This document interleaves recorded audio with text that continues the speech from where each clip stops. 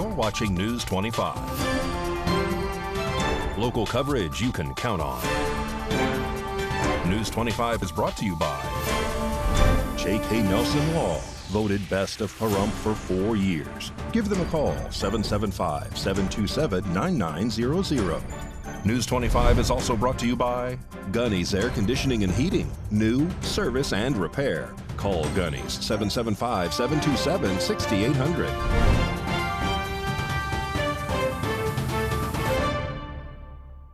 Hello, I'm Unat Gentry, and welcome to this edition of News 25. It is Thursday, July 13th.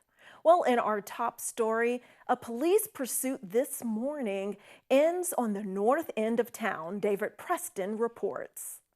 Earlier today, Nye County Sheriff's Office identified a man at Saddle West who is driving a white minivan. Sheriff deputies discovered that this man was driving on a revoked driver's license. The man suddenly drove off when approached by officers, and a police pursuit began. The suspect driving the white minivan turned northbound onto Highway 160 and drove up to Mesquite, turning left, then turned onto Blagg. Sheriff deputies were able to spike strip the man's van at Stagecoach and Blagg Road, causing the tires on the van to flatten. The suspect in the van then turned onto Irene Street, where the van came to a complete stop. Sheriff deputies immediately took the suspect into custody. News 25 reached out to Sheriff Joe McGill, who stated that an officer at the scene had mentioned that the suspect, later identified as Justin Lee, had a previous occurrence with Las Vegas Metro, which caused his license to be revoked. But the sheriff said that cannot be confirmed at this time. One sheriff deputy was slightly injured during this chase. There are no other injuries. And in our other lead story, the man accused in the hostage situation at Caesars Palace in Las Vegas appears in court today. Rory Rossell has those details. Matthew Mannix, the man accused of holding a woman hostage in Caesars Palace on Tuesday this week, appeared in the Las Vegas courtroom. Mannix appeared for a fugitive hearing for a warrant of his arrest in Colorado. The Honorable Judge Eric Goodman said that Mannix signed a waiver of extradition agreeing to return to Colorado, though in the waiver it stated that he was being held on $750,000 bail for his charges in Las Vegas. Las Vegas police arrested Mannix after he allegedly held a woman hostage in the 21st floor hotel room at Caesars Palace and refused to surrender for several hours. He also smashed out the room's window and threw the items on the ground below, where one of the resort pools was located, and the guests had to be evacuated. Mannix is facing charges of kidnapping, coercion with threat of force, resisting a public officer with a deadly weapon, and discarding a person's safety with destruction of public property here in Nevada. During the initial hearing on Wednesday, a judge noted that these charges are extremely violent in nature and set bail at $750,000. With the conditions of the high-level electronic monitoring, with no contact with the alleged victim. He is scheduled to appear in court for those charges on July 17th. According to reports in Denver, his warrant out in Jefferson County was issued on Monday for charges of weapon possession by a previous offender, dangerous weapon possession, and violation of parole, as well as theft. A prosecutor at Wednesday's hearing said that there are 4 different people who also have protective orders against him. Now News 25 is speaking with Amargosa Conservancy's Mason Voyle to discuss his comments about the lawsuit filed by both Amargosa Conservancy and the Center for Biological Diversity. RJ Camacho reports. Yesterday, News 25 spoke to Mason Voyle, the executive director of Amargosa Conservancy, to get his comments regarding the lawsuit that was filed against BLM in regards to the drilling that is to occur on land close to Ash Meadows, a national wildlife refuge. This lawsuit was also filed jointly by the Center for Biological Diversity. We asked Mason Voyle if the lawsuit has successfully ceased drilling operations or if it was only delayed. In response to this, Mason commented that we're at the point where we are hoping our lawsuit is successful in preventing the drilling from starting. We believe the company intends to commence phase 1 of drilling within the next few weeks. We filed our legal complaint on Friday of last week, asking for a 2-month delay for the drilling project providing time for the court to consider our case. If this delay isn't granted, we will be filing a temporary restraining order in hopes of preventing drilling from commencing. We continue to interview the executive director, asking how he felt about the public support that has been garnered due to the situation. Mason had this to say.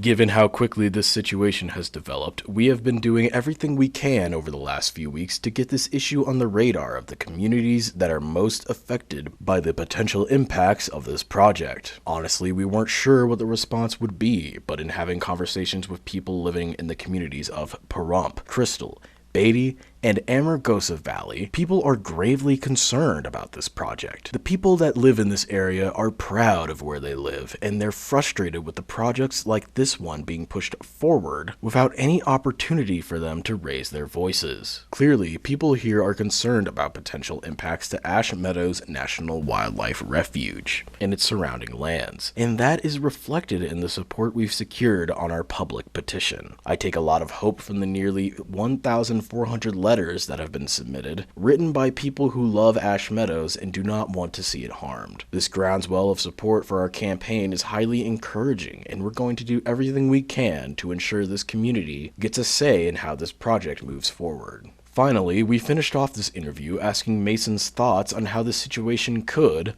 or should have been handled differently. Mason answered saying, "We would have liked to see this situation handled very differently. We would have liked to see the Bureau of Land Management recognize that this project poses a direct threat to groundwater and therefore the refuge. We would have liked to see the BLM consult with the Fish and Wildlife Service, who manages the refuge, regarding potential impacts to the endangered and endemic species that live in the springs near the exploration area. We would have liked to see the communities notified and engage in the process through public scoping and comments. We would have liked to see a thorough analysis conducted regarding the environmental impacts of this project. At the end of the day, the question should have been asked from the very beginning. Is this really an appropriate place for exploratory drilling and mining? Or should areas like Ash Meadows and its waters be off the table for these potentially destructive activities? Asking these questions would have led to preventing much of the conflict that has arisen as a result of the BLM allowing this project to move forward as it hopefully did. As this story progresses, News 25 will keep informing the public about this issue. And don't grab your remote. News 25 will be right back with important information for you about firearm safety.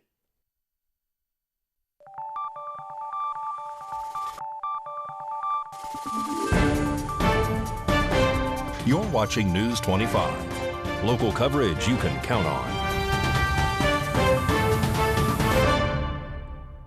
Welcome back to News 25.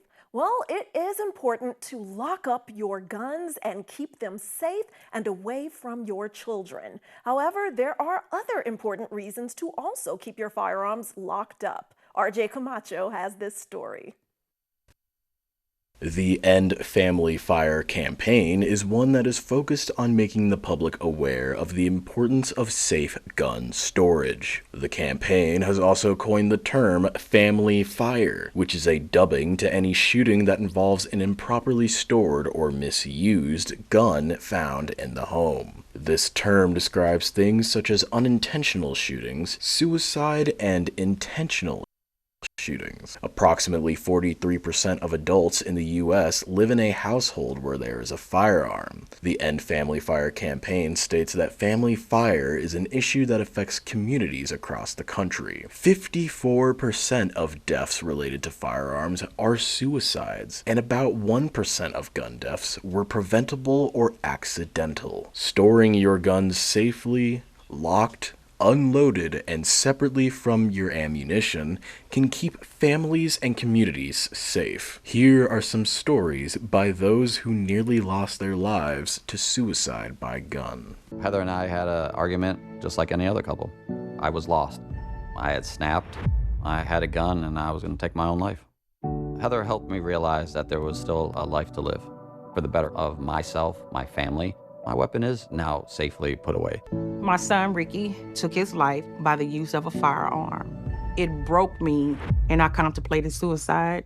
My grandson, I was gonna have to be here for him. I still own my firearm. I keep it in a safe because I want to keep my grandson and myself safe. In order to combat dwindling numbers of officers on his roster, Sheriff Joe McGill speaks to Nye County commissioners asking for additional funding to provide equal pay to his officers compared to other departments. Unfortunately, McGill says he's losing officers to other units willing to provide sign-on bonuses and relocation costs. Good morning, Sheriff Joe McGill, Nye County Sheriff. Our agency, our county, is in desperate need of law enforcement officers. We are having deputies leave our agency, some new, some tenured officers who are leaving other agencies to make more money. We are one of, if not the lowest paid law enforcement agencies in the state of Nevada. They are risking their lives for our community and for peace and tranquility in our community. They are not being paid enough. Other agencies throughout the country are offering hiring incentives. North Las Vegas PD is offering as much as $40,000, $5,000 of that being a moving incentive just to start on day one in your academy. We need to raise our salaries for our deputies, bring them up, and all I'm asking for is average. We are not going to be able to keep up with the growth of our valley, and when Beatty and Tonopah have a boom coming up here when the mines open, we are going to be desperately in need of law enforcement. If we don't keep up with our personnel, if we don't pay them what they deserve and what they're worth, we are going to lose them, and we are going to lose our community. I do not want that to happen. Last week at the Board of County Commissioners meeting, I took a moment in the public comment portion and made comments in reference to the deputies' pay here in Nye County. Currently, our deputies are paid well below many other agencies in Nevada. Other agencies, some of which are exactly our same size. Some agencies that are smaller than us and have lower call volume than us. Some of these agencies are taking our deputies from Nye County and hiring them from our area, and we're having to replace these people. The problem is we need to raise our deputies' pay. There is no question about that. Yesterday, I saw on the news that Nevada Highway Patrol has increased their pay by approximately 23%, and there is no competing with that. There are other agencies around Nevada and Southern Nevada that are paying as much as a $40,000 hiring bonus to new recruits, and we cannot compete with that. I pleaded with the Board of County Commissioners to raise our pay so that it is equal to or an average of several other agencies that we presented. I presented to them a very brief summary of some other agencies' pay showing the disparity in the pay. They chose to have a meeting after the county commission, and they stated that they want to do a wage and benefit study throughout law enforcement in Southern Nevada. Again, pleaded with them not to waste the county's money in doing a study, but simply go on the internet and find what other agencies are paying. That would be an easy way of doing this, and we would not have to pay some outside private company to do that study. At this point in time, we are in discussion, and they have agreed that they will reopen the contract and the CBAs for the different bargaining organizations in our department, and it's up in the air at this point. So the purpose of this is to gain public support for your deputies, the people that are keeping you safe in your communities. They need and deserve better pay than what they are receiving. And if you're looking for a job with the Nye County Sheriff's Office, that info for you after the break.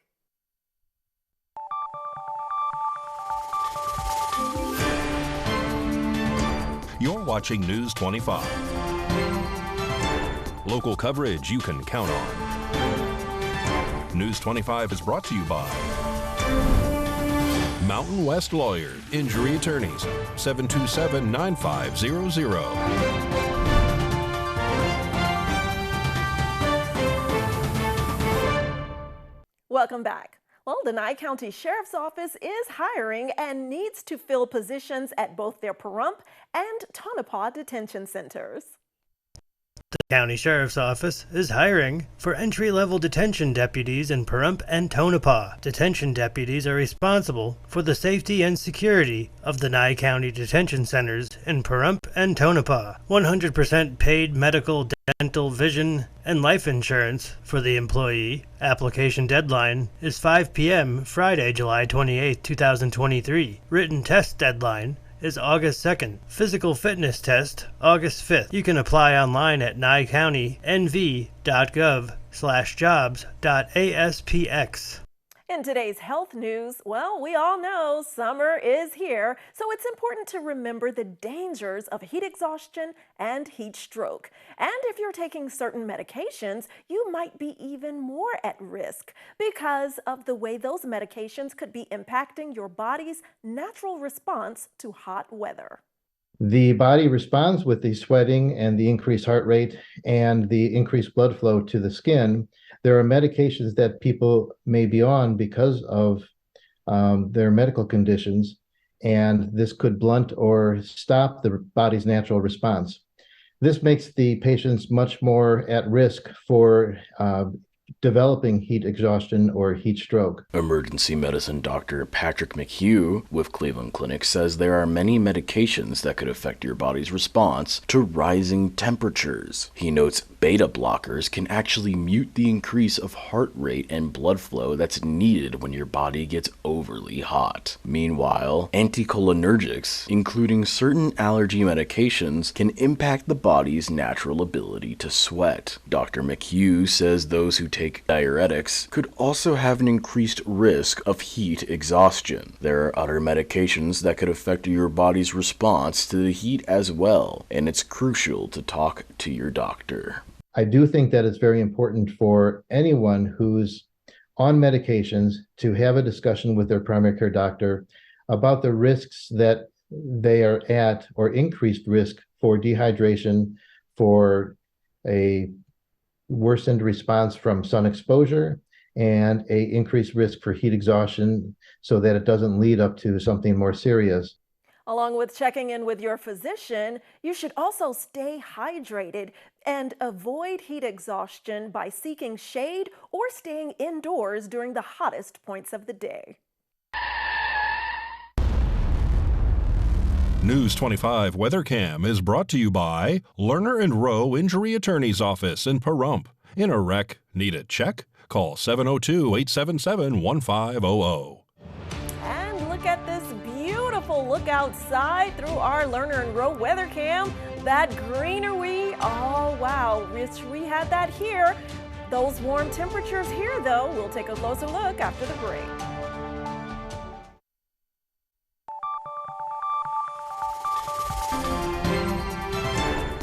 News 25 Weather is brought to you by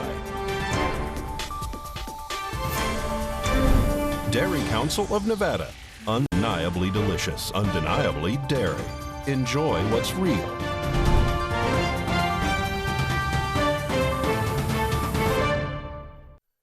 Hi, good evening, Nevada. It's John Kohler from the KPVM Channel 25 Weather Studios, worldwide on the local BTV app and all up and down the Ace Country Radio Network. Howdy, howdy, howdy. Welcome to your Thursday evening. Let's take a look at the weather scores throughout the land, shall we? Behold, a weather map. Fernley, 95 degrees, 96 out there in Fallon.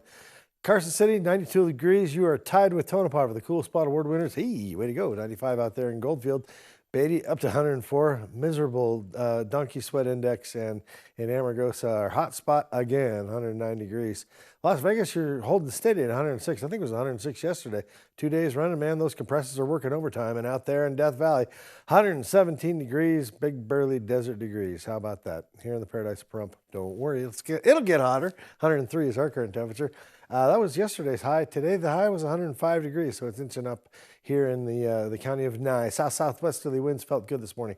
just 7 miles per hour. Just took the edge off. 5:36 this morning. The sun rose in all its hope and glory. Setting this evening, let's look for it to go away at 8:02, and we'll head down to a low tonight of 72 degrees. Of course, that'll be late in the desert evening, and won't that be nice? Still the dry heat at 10% humidity index. And as we head on into the weekend, oh man, it's a beast. Look at this. Triple digits and excessive heat warnings ringing everywhere. Temperatures up to 116 by Sunday. And oh Lord, that wind is about 10 miles per hour until Sunday, and then it's kicking up about 15 miles per hour. Give us some of that convected heat action Monday, Tuesday, Wednesday, Thursday. Temperatures dropping a little bit. I mean, we're getting down to 109 degrees. Start the weekend 111. I guess we like the trend. It's summer. How about that? Back to the desk. Here's Unette Gentry. Thanks so much, John. And yes, remember to be safe this weekend as those temperatures continue to soar and possibly reach record-breaking numbers. So remember to drink lots of water and seek air conditioning or cooler shaded areas when necessary. Well, that does it for this edition of News 25. I'm Unette Gentry, and from all of us here at KPVM and Ace Country Radio, thanks for joining us, and we'll see you on the air next newscast. Good night.